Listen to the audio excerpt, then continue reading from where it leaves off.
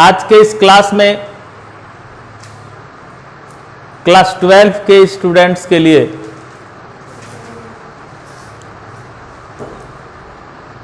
इंद्रधनुष जो वर्ण विक्षेपण की क्रिया का प्रतिफल है, इसकी जानकारी दी जा रही। विचलन वर्ण विक्षेपण के इस टॉपिक के अंतर्गत रेनबो के बारे में जानना आवश्यक माना जाता है। आप सभी जानते हैं कि इंद्रधनुष का निर्माण आकाश में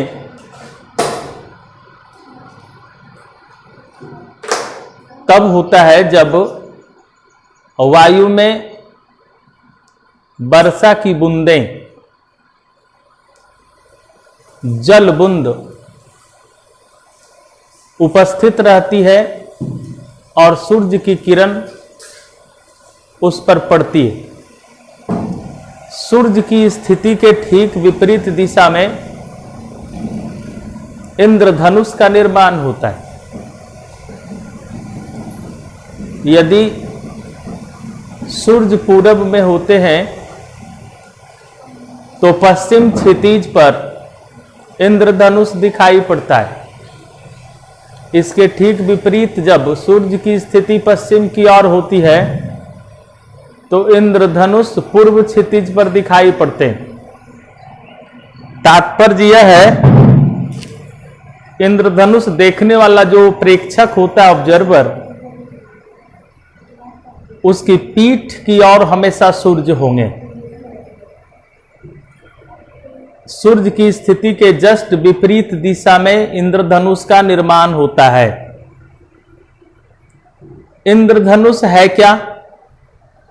तो आकाश में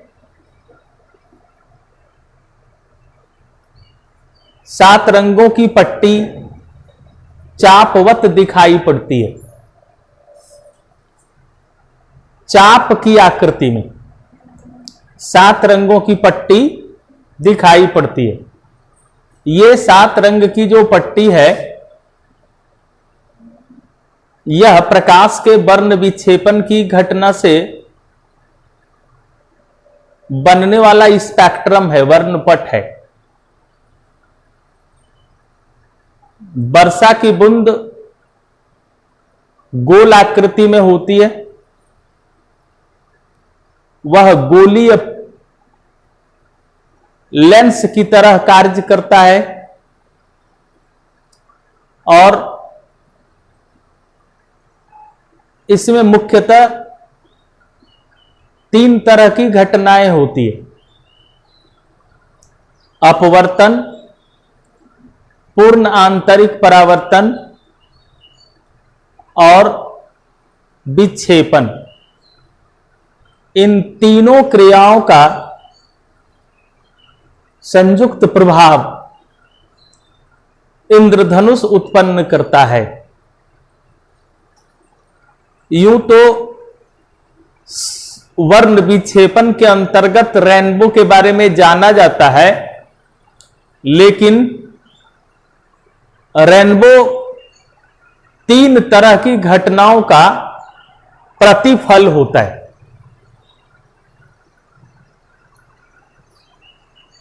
ये 3 घटनाएं कौन कौन सी है?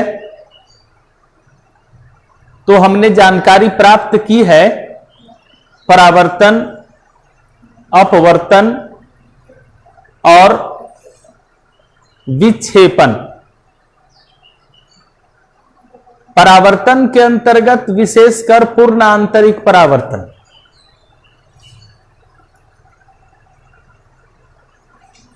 अब रेनबो क्या है, इसकी परिभाषा क्या हो जाएगी? तो आकाश में बारिश के ठीक बाद वायु में उपस्थित जलकण सूर्य प्रकाश की उपस्थिति में आसमान में चापवत 7 रंगों की पट्टी का निर्माण करता है। आसमान में बने इस सप्तवर्णी पट्टी को इंद्रधनुष के नाम से जाना जाता है। यह इंद्रधनुष चापवत मध्याह्न के पहले और मध्याह्न के बाद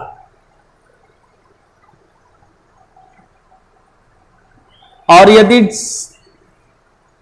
एक विशेष घटना के क्रम में यदि मध्याह्न काल में इसका निर्माण होने लगता है तो इसकी संभावना तो कम होती है, लेकिन एक पूर्ण वृत्त का निर्माण आकाश में होगा और मध्य आकाश में इसका निर्माण हो सकता है। लेकिन विशेषकर जो हम ऑब्जर्व करते हैं वह होता है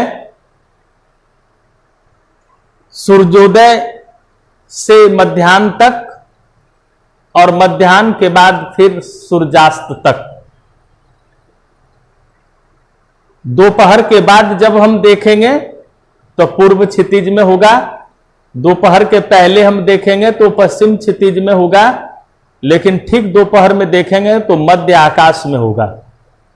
और यह जो मध्य आकाश में होगा वो पूर्ण वृत्ताकार होगा, 7 रंगों की पट्टी पूर्ण वृत्ताकार उत्पन्न होंगे।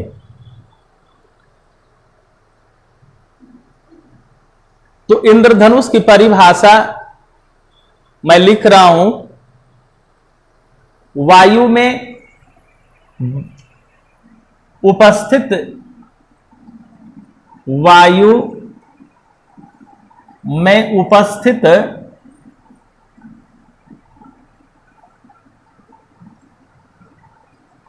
जल बूंद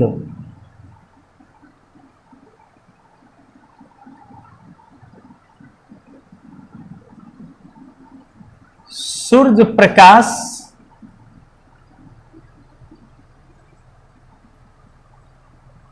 के अपवर्तन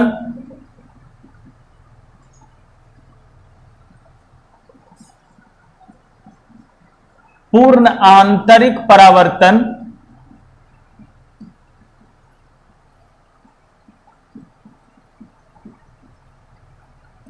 एवं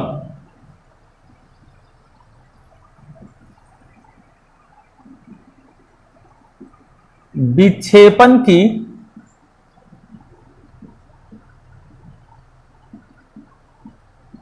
संयुक्त क्रिया के कारण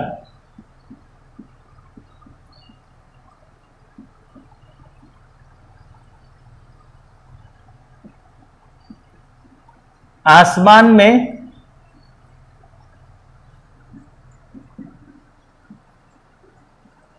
चापवत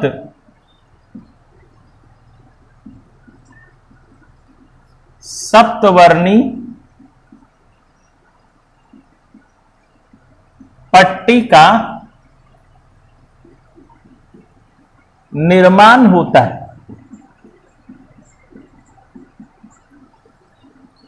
इंद्रधनुष कहलाता है।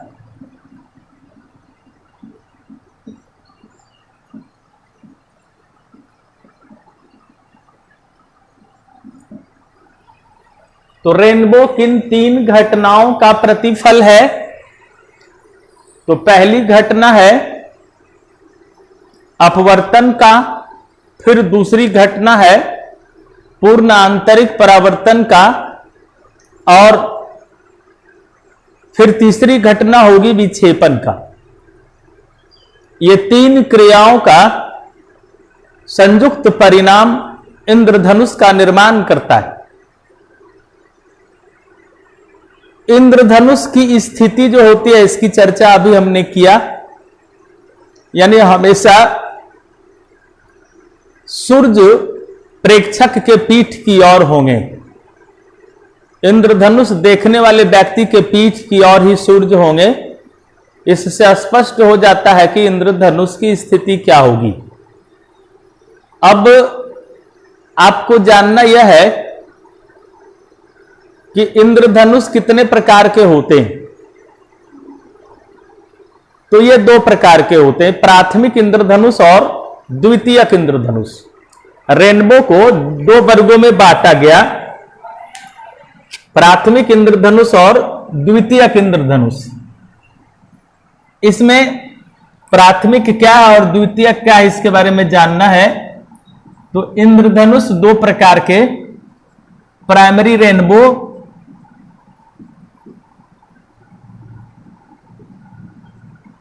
प्राथमिक इंद्रधनुष और दूसरा होगा द्वितीयक इंद्रधनुष।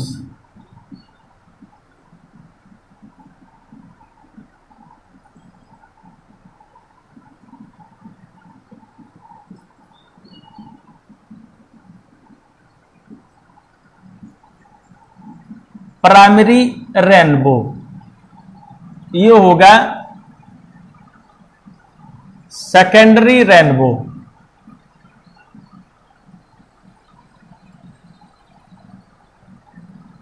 प्राइमरी रेनबो का निर्माण होता है दो अपवर्तन एवं एक पूर्ण आंतरिक परावर्तन। ये जल बूंद या वर्षा की बूंद है, प्रकाश इधर से आ रही है, यहां से अपवर्तित होती है, यहां से फिर ये परावर्तित होती है और फिर ये अपवर्तित होती है।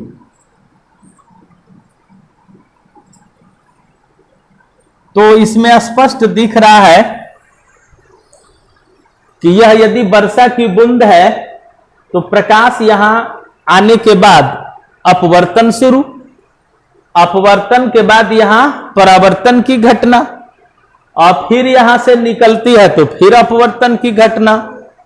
इस प्रकार इसमें दो अपवर्तन हुआ और एक पूर्ण आंतरिक परावर्तन हुआ। इसके कारण यह पूरा डीप दिखेगा, गहरे रंग का दिखेगा, यह अधिक चमकता हुआ दिखेगा। प्राथमिक इंद्रधनुष की चमक उच्च होगी और प्राथमिक इंद्रधनुष में रेड जो होगा वह ऊपर की ओर, रेड ऐसे ऊपर की ओर, बैगनी नीचे की ओर। ऊपर की जो पट्टी होगी वो रेड होगी और नीचे की जो पट्टी होगी वो वायलेट बैगनी होगी। प्राथमिक इंद्रधनुष में 2 डिग्री का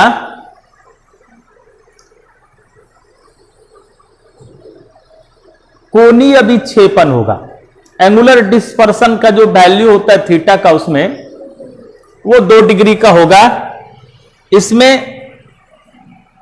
रेड के लिए जो विचलन कोण होता है वह 43 डिग्री लगभग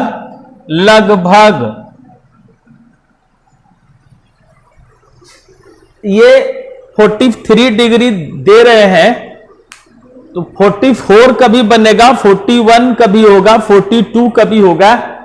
चूंकि हमेशा सारे प्राथमिक इंद्रधनुष एक ही जैसे नहीं हो सकते, वो तो निर्भर करती है कि कितने परिमाण में धूप पड़ रहे हैं। वह जो गोलीय प्रिज्म के तरह कार्य करने वाला जो बारिश की बूंद है उसका ब्राइटनेस कितना है, उसका आकार कितना है। अर्थात सारे प्राइमरी रेनबो इक्वल नहीं हो सकते, सारे सेकेंडरी रेनबो इक्वल नहीं हो सकते। यह निर्भर करता है जो तीन घटनाएं हैं, जैसे परावर्तन हुआ तो कितना परावर्तन, अपवर्तन हो रहा है तो कितना अपवर्तन हो रहा है, इसके ऊपर निर्भर करता है। तो एक एवरेज लगभग लिख रहे हैं रेड के लिए। इसमें विचलन कोण का जो मान होता है, विचलन कोण का वैल्यू रेड के लिए, ये विचलन कोण का मान है, और वायलेट के लिए 41 डिग्री है। इसलिए कोणीय विक्षेपण की जो क्रिया होगी VR माइनस, इसमें कोणीय विक्षेपण की जो क्रिया होने लगेगी वो घटने के कारण आता है del V minus del R या del R minus del V के आधार पर। तो इसमें ये 2 डिग्री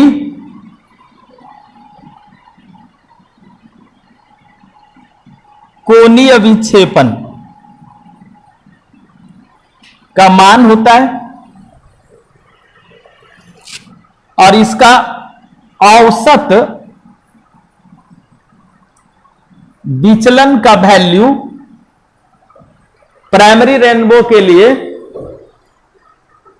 तो del 1 plus del 2 del V plus del R by 2 बैगनी के लिए, और रेड के लिए जो डेल का वैल्यू है दोनों को जोड़ के 2 से भागा दे देंगे, औसत हो जाएगा। तो ये 43 प्लस 41 यानी del R plus del V upon 2। तो इसके आधार पर प्राइमरी रेनबो के लिए इसका वैल्यू कितना हो जाएगा, तो 43 डिग्री और 41 डिग्री जोड़ते हैं 42 हो जाएगा।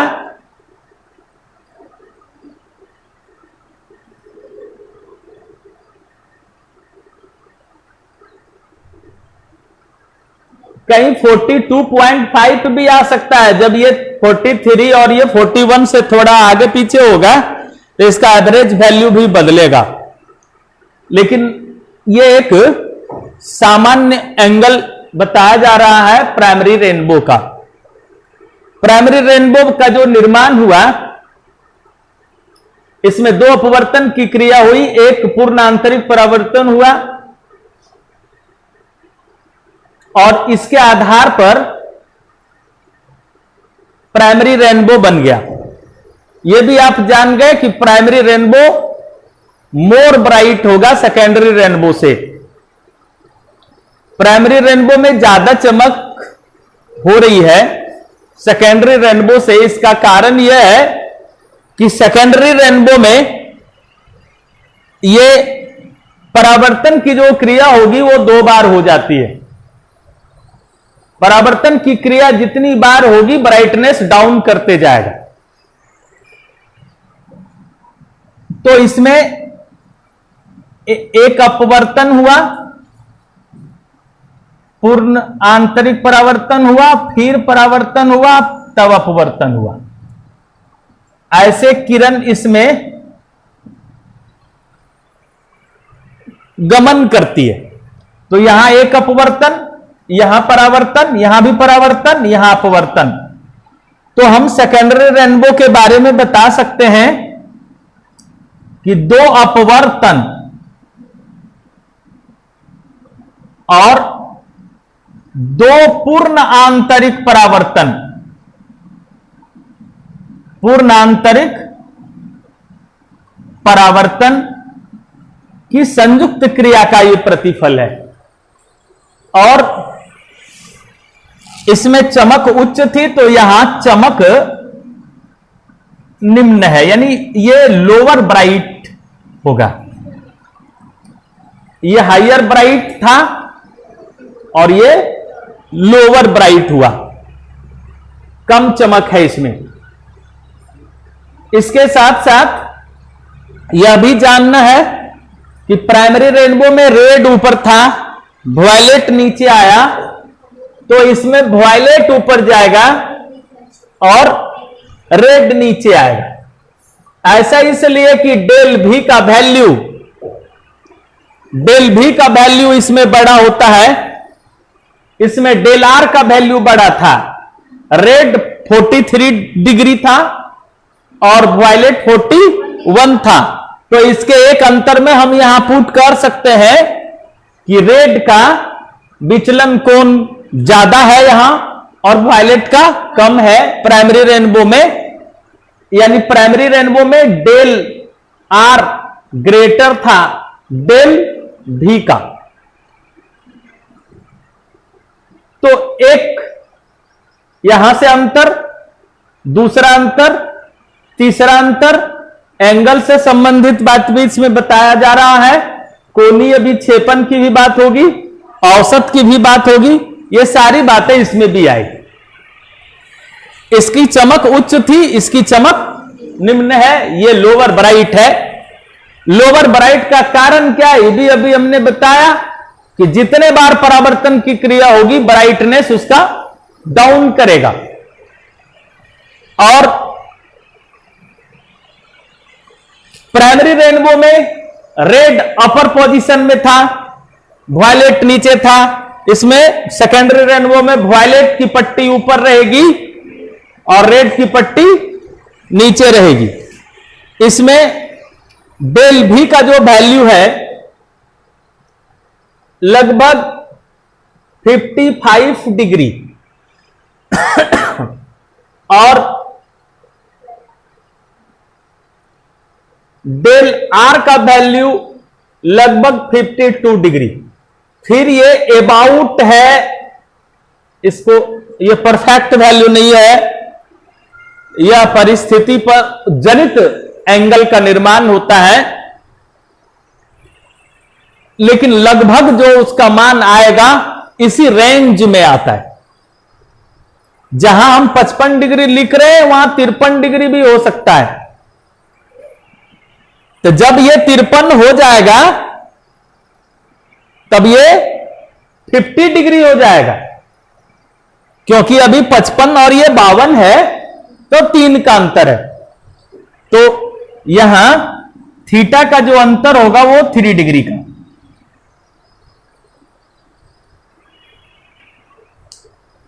प्राथमिक इंद्रधनुष क्या है और द्वितीयक इंद्रधनुष क्या है, इसके बारे में आप पूरी तरह समझ गए। मैं एक बार फिर बताऊंगा कि रेनबो का निर्माण बारिश के बाद यदि वायु में जल कण बच जाते हैं और उस समय सूर्य की प्रकाश उसके ऊपर पड़ना शुरू हो जाता है तो आकाश में 7 रंगों की पट्टी बन जाती है। यह परावर्तन, अपवर्तन और विक्षेपण, ये 3 क्रियाओं का प्रतिफल होता है, 3 संयुक्त क्रियाओं का प्रभाव होता है इस पर। और यह आप जानते हैं कि किसी भी प्रिज्म से जब प्रकाश गुजरता है तो उसमें विक्षेपण होता है और 7 रंगों की पट्टी बनती है। 7 रंगों की पट्टी, एक रेड का, एक वायलेट का, बीच में सभी पट्टियां आ जाती है। तो उसी तरह आकाश में ये 7 रंगों की पट्टी का निर्माण होता है जिसको इंद्रधनुष के नाम से जाना जाता है। इंद्रधनुष एक व्यावहारिक नाम है, मैथोलॉजिकल नेम, पौराणिक कथाओं के आधार पर इसका नाम रख दिया गया। वर्षा की देवता के रूप में इंद्र को जाना जाता है और तब बारिश के ठीक बाद यह घटना घटित होती है और यह संयोग दिखाई पड़ता है, इसलिए इसको इंद्रधनुष के नाम से जाना जाता है। अलग अलग क्षेत्रों में इसे कई आंचलिक भाषाओं में भी जाना जाता है। इसकी उपस्थिति के बाद एयर में ड्राउटनेस आने लगेगा, जल के कण को वह सोखने लग जाएगा और कुछ ही देर में धीरे धीरे यह इंद्रधनुष समाप्त हो जाएगा। धूप जैसे जैसे वायु के कण पर, वायु में उपस्थित जल कण पर पड़ने लगेगी और जल कण सूख जाएंगे, ड्राई हो जाएंगे, तो जल को सोख लिया, पानी को सोख लिया, तो इसका नाम पनसोखा भी है। व्यवहारिक एक आंचलिक भाषा में इसका नाम और कुछ रखा जाता है, लेकिन विशेष रूप से यह जानना है कि रेनबो 3 मुख्य घटनाओं का प्रतिफल है। अब ये प्राथमिक और द्वितीयक इंद्रधनुष की जानकारी हमने दी। अब मैं चाहूंगा कि प्राथमिक इंद्रधनुष में जो आई का वैल्यू है उसके लिए एक सूत्र निकले, प्राथमिक इंद्रधनुष के लिए और द्वितीयक इंद्रधनुष के लिए। जब अंतर की बात होती है तो इसमें यहां मैं लिख देता हूं, इसको चित्र से भी अंतर समझना है। प्राइमरी रेनबो में आई का मान और सेकेंडरी रेनबो में आई का मान, यहां I is equal to cos inverse n square -1/3 और यहां आई का वैल्यू होगा cos inverse root n square -1/8। Primary rainbow के लिए आई का मान है और ये सेकेंडरी रेनबो के लिए आई का मान।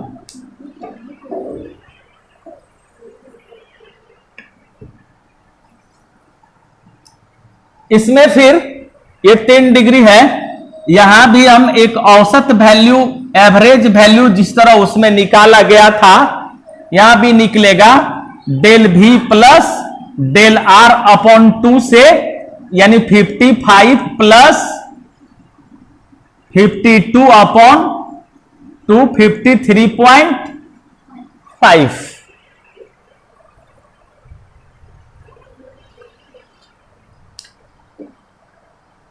अब प्राइमरी रेनबो के बारे में आप डिटेल से जाने, जो अभी इसका सूत्र हमने लिखा ये कैसे आता है इसको मैं स्पष्ट करना चाहूंगा। प्राइमरी रेनबो का जो निर्माण हुआ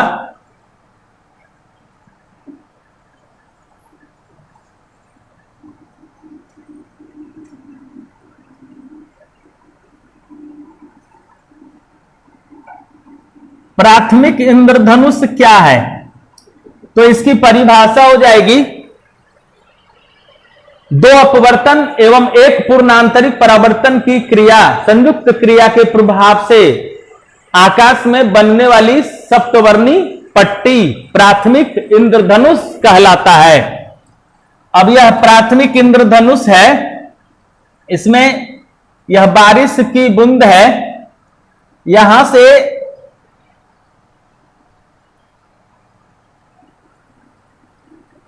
प्राइमरी रेनबो,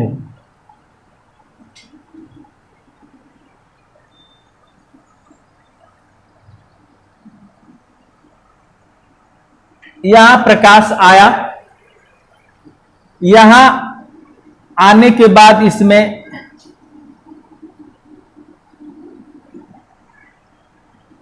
यहां से प्रकाश इसमें आ रहा है, यहां से इसमें जाना चाहिए था सीध में, लेकिन यह विचलन होती है। फिर यहां से विचलन हुआ और यहां आने के बाद फिर अपवर्तन की क्रिया हुई।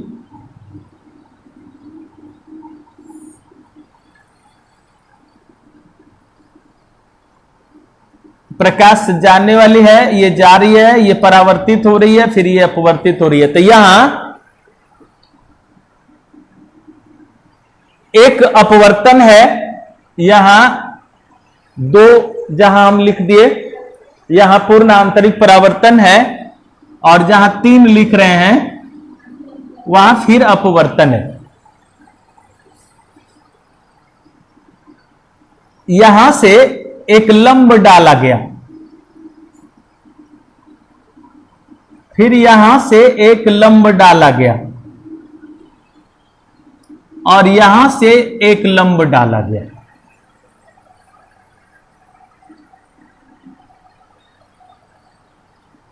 ये आपतन का कोण, यहां अपवर्तन का कोण, यहां दोनों का मान बराबर होता है, यहां परावर्तन हो रहा है ना, तो दोनों बराबर हो गया। फिर R और ये पूरा मान I, इसलिए यहां जो वैल्यू होगा वो I माइनस, फिर यहां जो वैल्यू होगा वो I माइनस R, क्योंकि ये I तो पूरा I, इसमें R घट गया, I बच गया। उसी तरह ये I है, उसमें ये R घटेगा, ये दोनों सम्मुख कोण बराबर होंगे, तो यहां फिर बच गया I माइनस R। और यहां ऐसे जाना चाहिए था सीध में, तो पूरा 180 डिग्री होता है, 180 डिग्री में 2R घट रहा है, इसको हम पाई माइनस 2R कह सकते हैं। तो एक विचलन यहां है, दूसरा विचलन यहां है, और तीसरा विचलन यहां है, यानी टोटल 3 डिविएशन हुए। टोटल डिविएशन तो डेल्टा 1, डेल्टा 2 और डेल्टा 3, 3 डिविएशन इसमें दिखाई पड़ रहा है। अब जो पहला डिविएशन है वो है I माइनस R, फिर जो दूसरा डिविएशन है वो है पाई माइनस 2R, और जो तीसरा डिविएशन है वो फिर है I minus R।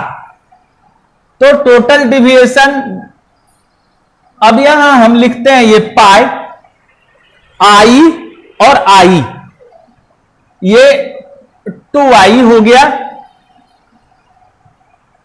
R 2R और फिर R माइनस 4R, ये डिविएशन का वैल्यू है। इसमें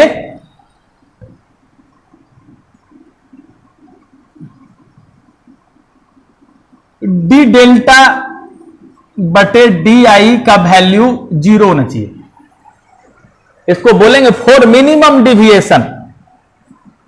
ये क्यों हो रहा है, तो विचलन कम करने के लिए, फॉर मिनिमम डिविएशन।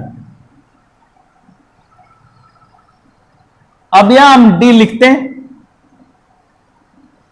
और इस डेल के बदले, डेल्टा के बदले pi plus 2I minus 4R बटे ये D I is equal to 0। Differentiate होने लगेगा तो पाई के साथ जो डिफरेंशिएट होता है 1 हो जाएगा। अब यहां ये सीधे 2 बचेगा, क्योंकि D2I यानी 2DI बटे DI कटेगा, तो 2 हो जाएगा, और यहां जो बचेगा 4DR माइनस है 4DR बटे DI इज इक्वल टू 0। तो 4DR DI is equal to minus minus 2 कटा, तो DR DI is equal to 2/4 means half. 4 इधर आ जाएगा, कट जाएगा, तो DR अपॉन DI का वैल्यू हाफ हो गया।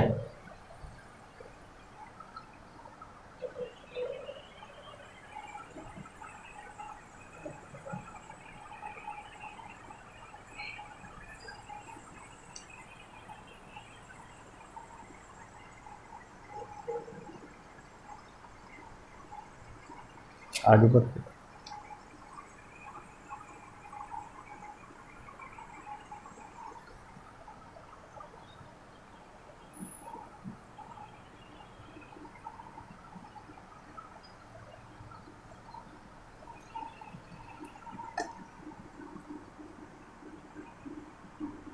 अब रिफ्रैक्टिव इंडेक्स का जो वैल्यू है, अपवर्तनांक mu is equal to sine I upon sine R।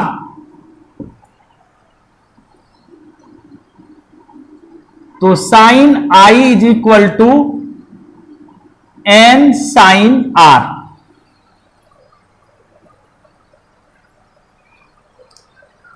अब आई के सापेक्ष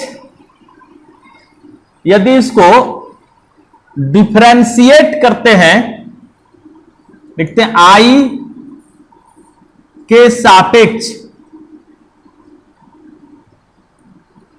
डिफरेंशिएट करने पर अवकलज करते हैं, तो साइन आई है, उसका डिफरेंशिएशन कॉस आई होगा, और यहां एन कॉस आर, और आई के सापेक्ष है इसलिए डी आर बटे डी आई, डिफरेंशिएशन हो रहा है। अब ये cos I is equal to N cos R, D R by D I का जो वैल्यू है वो हाफ है, तो यहां से 2 cos I is equal to N cos R. वर्ग करने पर, यहां से हम वर्ग करते हैं तो ये 4 cos square I is equal to N square cos square R, फिर cos square I is equal to N square 1 minus sine square R, फिर 4 cos square I is equal to N square minus N square sine square R, फिर 4 cos square I is equal to N square minus N sine R. N sine R का मान sign आई है, तो यहां हम लिख सकते हैं साइन स्क्वायर आई, क्योंकि स्क्वायर।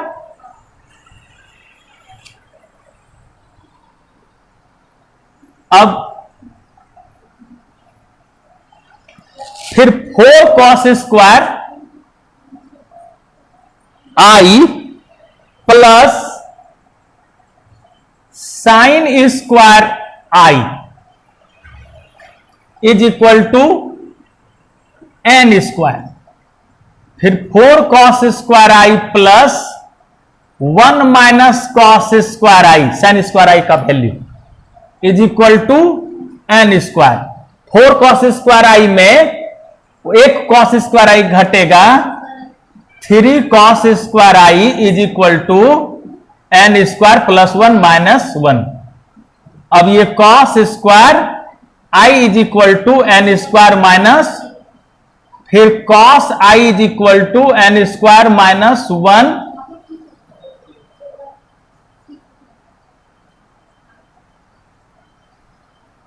और इस पर इसलिए I is equal to cos inverse, cos उधर चला गया, N square minus 1 upon 3 over root. ये प्राथमिक इंद्रधनुष के लिए आई का वैल्यू निकला। सेकेंडरी रेनबो जो होता है उसके लिए जब हम निकालने लगेंगे तो चित्र चेंज होगा। ये प्राइमरी के लिए निकला,